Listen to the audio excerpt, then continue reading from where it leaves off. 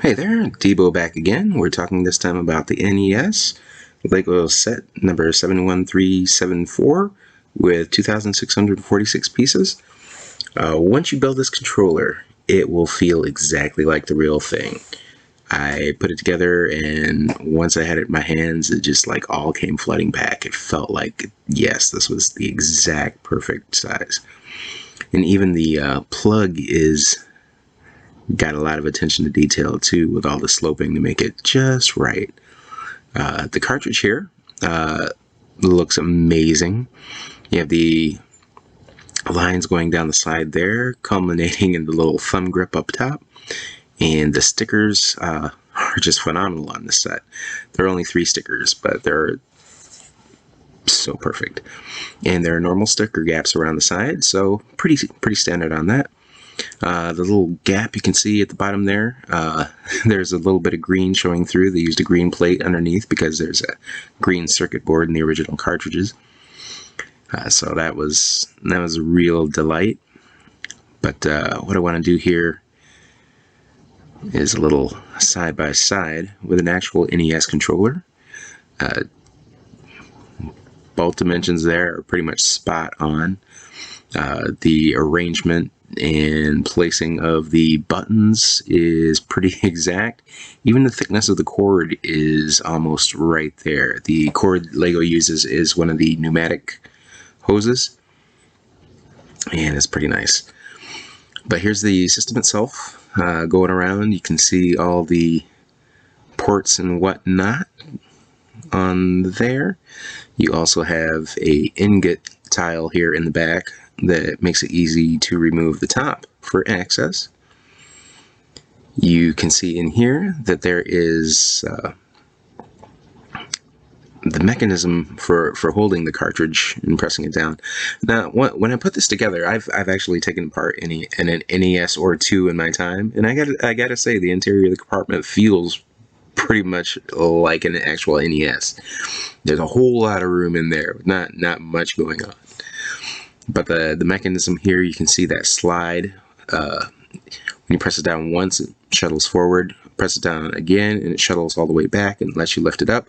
Sometimes that part will stick, but the removal of the top will make it easier to adjust that should you have any hang-ups with it.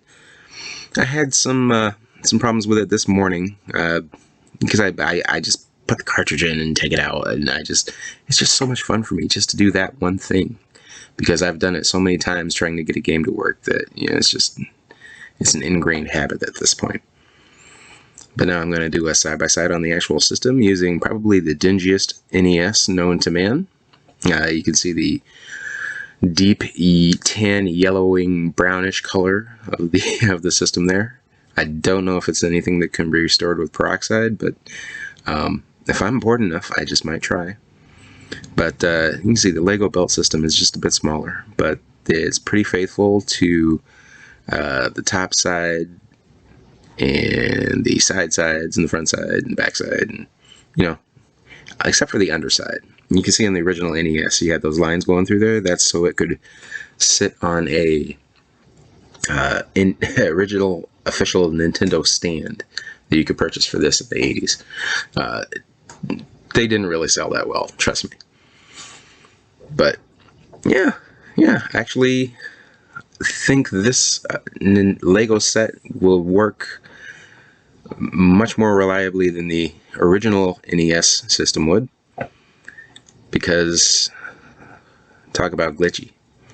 But anyway, here is my favorite part of this entire set, and it's this TV. This is what as soon as I saw this, I knew this was a must-have. I had actually been saving up my money to get another couple Lego sets, but those are still delayed and still haven't come out yet, and they were supposed to come out a couple months ago, so the money that I was saving just kept getting saved, and then I ended up having enough money for this one. And you can see as the screen's rolling across there, and you can hear, we also have the clicks going in the background for the dial on the channel switcher. And we have indications of other buttons there on the front, but they don't work, but they look amazing. There you see the crank for the screen. to go around. On the back here, you see the other inputs. You got RF input and audio and video. And then a place over there on the left for a cord, which of course is not included, but if you really wanted to, you can make something for that. But that sticker on the back of the TV is like the greatest thing of all time. It's got like the voltage information, serial number, just the extra step in that attention to detail that just makes this set so freaking amazing. And that antenna too, I mean, that's just perfect. It just like seals the deal. The set is resting on this little set of legs here that are easily removable. It's not really attached, it's just kind of resting on there. It lines up by 3 dark gray plates underneath. But on the top here, you see this brown plate. Once we remove that, we can see how this will interact with the digital Mario figure. Digifig, as I guess he's being called. So we're going to employ Clicky here to help us get that off there. And this is my first time removing that, so I just wanted to be extra cautious. Well, I don't know if it was me wanting to be extra cautious or Clicky just wanted to get some showtime, but I'll take a peek here. And as you can see, there's that recognition tile there in the center for when Mario is sitting on top. And then as this screen rolls across, there's a different color that's going to be popping up for different actions that are going on the screen that correlate there. So when you hit a mushroom, when you hit a turtle, you know, you'll get your different sounds. You'll also get the coin sound going through and a few other things. I don't have the digital Mario yet. I'm going to unfortunately have to wait for a little bit on that, but I mean, I got the TV now. I kind of have to get it right, or else I'm missing out on part of the experience.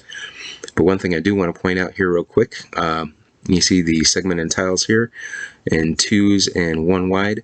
The 1 wide will come loose, so be aware of that. You might have to press it back. Warp Zone Easter egg. In the warp zone, you don't have to be alone.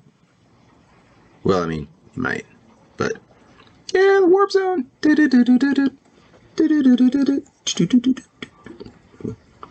And you ride that.